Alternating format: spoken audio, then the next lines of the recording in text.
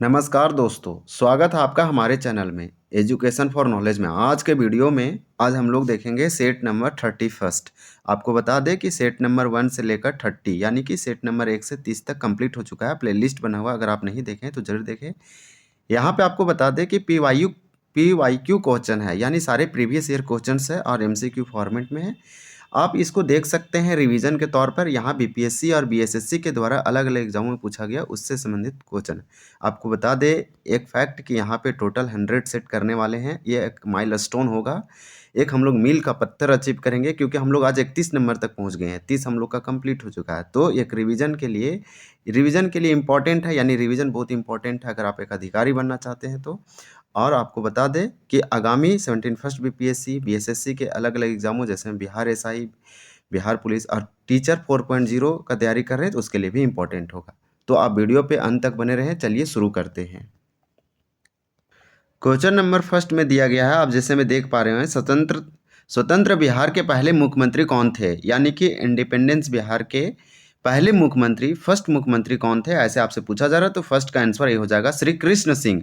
श्री कृष्ण सिंह बिहार के पहले प्रधानमंत्री भी थे। जब इलेक्शन हुआ था, जब भारत आज़ाद नहीं हुआ था 1937 में, तो उस समय जो इलेक्शन हुआ था, चुनाव हुआ था, उसमें बिहार के जो पहले प्रधानमंत्री बने थे वो श्री कृष्ण सिंह बने थे। लेकिन अब स्वतंत्र बिहार के, यानी भारत आज़ाद होने के बाद, बिहार आज़ाद होने के बाद जो पहले मुख्यमंत्री बने वो भी श्री कृष्ण सिंह थे। आपको बता दें कि पहले आज़ाद से पहले मुख्यमंत्री को प्रधानमंत्री किससे संबोधित किया जाता था। तो ए का आंसर हो जाएगा, यानी फर्स्ट का आंसर हो जाएगा ए। आपको वीडियो के अंत तक बने रहना है, क्योंकि यहाँ पे टोटल 20 प्रश्न है और टोटल 100 सेट है। तो हम लोग आज देखेंगे 31। तो 20 प्रश्न देखने के लिए आपको वीडियो पे बने रहना है। क्वेश्चन नंबर 2 दिया गया है, गांधी जी ने किसे देश भूषण की उपाधि दी थी? तो 2 का आंसर हो जाएगा बी। मजरूल हक को महात्मा गांधी ने देश भूषण की उपाधि दी थी। नेक्स्ट देखेंगे, इसका आंसर बी हो जाएगा मजरूल हक। क्वेश्चन नंबर 3 है। 3 में आपसे पूछा जा रहा है, दिनकर जी अपनी किस रचना से राष्ट्रकवि के रूप में प्रतिष्ठित हुए? तो 3 का आंसर जो है हो जाएगा सी, रेणुका। जो रेणुका है, दिनकर जी अपनी किस रचना से राष्ट्रकवि के रूप में प्रतिष्ठित हुए? तो रेणुका एक रचना था और लिखा गया था दिनकर जी। तो दिनकर जी जो थे एक राष्ट्रकवि के रूप में उभरे या प्रतिष्ठित हुए, इनका जो रचना है रेणुका के कारण या रेणुका के वजह से। तो इसका आंसर सी हो जाएगा। क्वेश्चन नंबर 4 है और 4 में आपसे पूछा जा रहा है कि देश में सर्व शिक्षा अभियान कब प्रारंभ हुआ? तो 4 का आंसर है वह हो जाएगा बी, यानी 2001 में देश में सर्व शिक्षा अभियान स्टार्ट हुआ था या शुरू किया गया था। तो 2001 में देश में सर्व शिक्षा अभियान लागू किया गया था। इसका आंसर भी है, ये इंपॉर्टेंट है। क्वेश्चन नंबर 5 है, सर्वप्रथम मगध के किस शासक ने गिरिव्रज या फिर राजगृह के अतिरिक्त वैशाली को भी अपनी राजधानी बनाया था? तो सर्वप्रथम मगध के किस शासक ने राजगृह के अतिरिक्त, यानी कि इसका तो राजगृह तो राजधानी था ही, इसके अलावा वैशाली को भी अपनी राजधानी कैपिटल बनाया? तो 5 का आंसर डी हो जाएगा, वो शिशुनाग थे। यह इंपॉर्टेंट प्रश्न है, आपसे पूछा जा सकता है कि मगध के पहले शासक रूलर का आप नाम बताइए जो राजगृह यानी गिरिव्रज को राजधानी बनाया, लेकिन इसके अलावा वैशाली को भी राजधानी बनाया। तो वो शिशुनाग थे, नागवंश के शासक थे। क्वेश्चन नंबर 6 है, अशोक के शिलालेखों का सर्वप्रथम किसने और कब अर्थ स्पष्ट किया? तो 6 का आंसर हो जाएगा सी, जेम्स प्रिंसपे 1837। ये आईएएस के यूपीएससी के क्वेश्चन में पूछा गया था पीटी में। ये इंपॉर्टेंट है कि अशोक के शिलालेखों को, अगर आप इसके बारे में जानते होंगे तो अशोक के शिलालेखों को सर्वप्रथम सबसे पहले जो पढ़े थे वो जेम्स प्रिंस थे, और ये 1837 में पढ़े थे। इसलिए इसका आंसर जो है सी हो जाएगा। क्वेश्चन नंबर 7 है, प्रसिद्ध सूर्य कुंड कहाँ स्थित है? तो प्रसिद्ध सूर्य कुंड कहाँ स्थित है? तो 7 का आंसर ए हो जाएगा, राजगीर में है प्रसिद्ध सूर्य कुंड।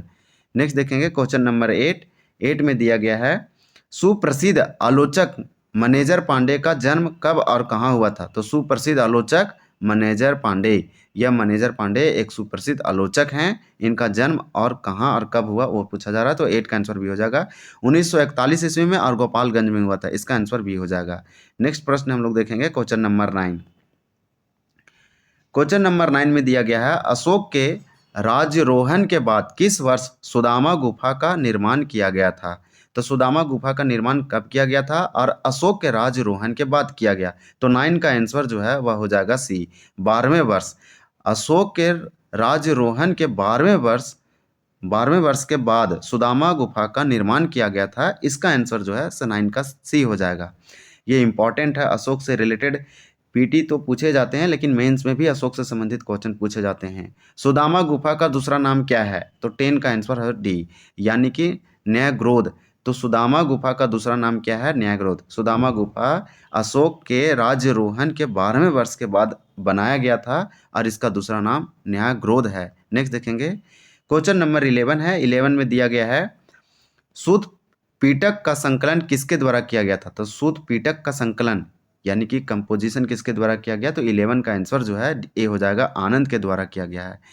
11 का आंसर ये हो जाएगा, आनंद के द्वारा सूत पीटक का संकलन किया गया है। क्वेश्चन नंबर 12 है। 12 में पूछा जा रहा है आपसे कि अरबी यात्री सुलेमान ने पाल वंश को क्या कहा है?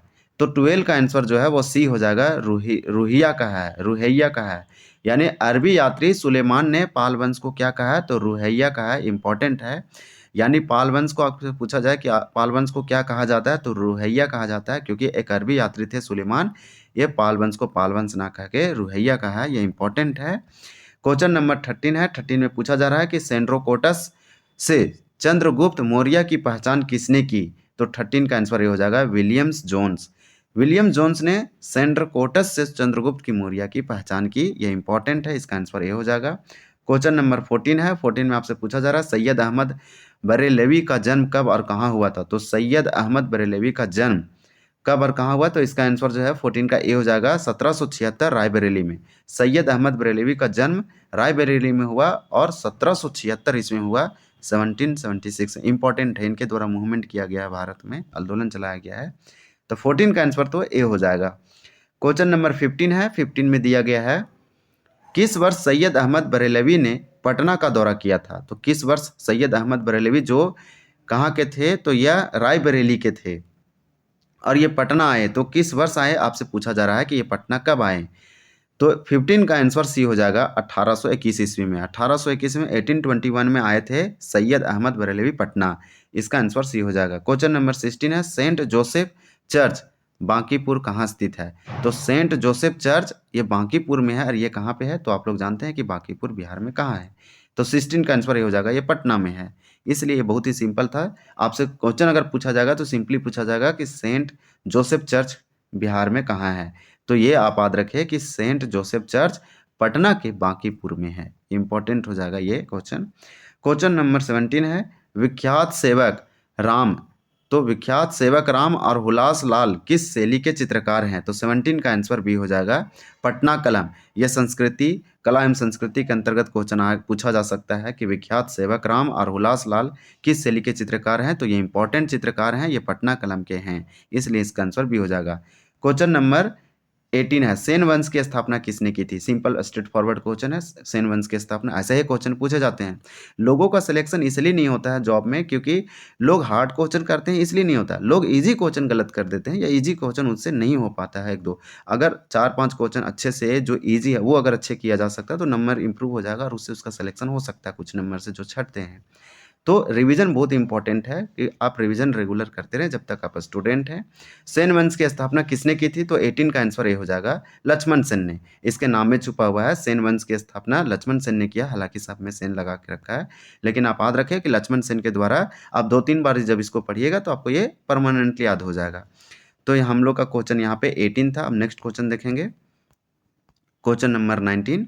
क्वेश्चन नंबर 19 में दिया गया है, दशमलव प्रणाली का आविष्कार सर्वप्रथम किस गणितज्ञ ने किया था? तो 19 का आंसर जो है सी हो जाएगा, कौटिल्य। दशमलव प्रणाली का आविष्कार सर्वप्रथम किसने किया था? तो इसका कौटिल्य नहीं होगा, सॉरी, इसका आंसर आर्यभट्ट होगा। यानी कि आर्यभट्ट जो थे बिहार के थे, एक मैथमेटिशियन थे, महान मैथमेटिशियन, ग्रेट थे, क्योंकि ये दशमलव प्रणाली का आविष्कार सबसे पहले किए थे और ये गणितज्ञ मैथमेटिशियन थे, बिहार के थे, इसलिए इसका आंसर सी हो जाएगा, 19 का सी, आर्यभट्ट। क्वेश्चन नंबर 20 है, ये क्वेश्चन ऑफ द डे रहेगा, यानी क्वेश्चन फॉर यू है। आपको कमेंट करके बताना है कि इसका आंसर क्या है। क्वेश्चन क्या है, सेल्यूकस की किस पुत्री का विवाह चंद्रगुप्त मौर्य से हुआ था? तो सेल्यूकस की बहुत सारी पुत्री थी, डॉटर थी, इसकी किस पुत्री का विवाह चंद्रगुप्त मौर्य से हुआ था? तो इसका आंसर दिया है हेलेना, रेक्सोना और ब्रिगोजा और डॉली। तो आपको कमेंट करके बताना है कि इसका आंसर क्या होगा। हालांकि हम आंसर सारे बता चुके हैं, सेट नंबर 32 अगले वीडियो में देखेंगे, अगले डे देखेंगे। हाँ, एक प्रीवियस ईयर क्वेश्चन था, उसको हम डिस्कस करेंगे। आपको वीडियो पे बने रहना है। अगले सेट का था सेट नंबर ये, यहाँ पे देखिए सेट नंबर 30 का क्वेश्चन था। इसमें आपसे पूछा गया था सोन नदी का उद्गम स्थल कहाँ है।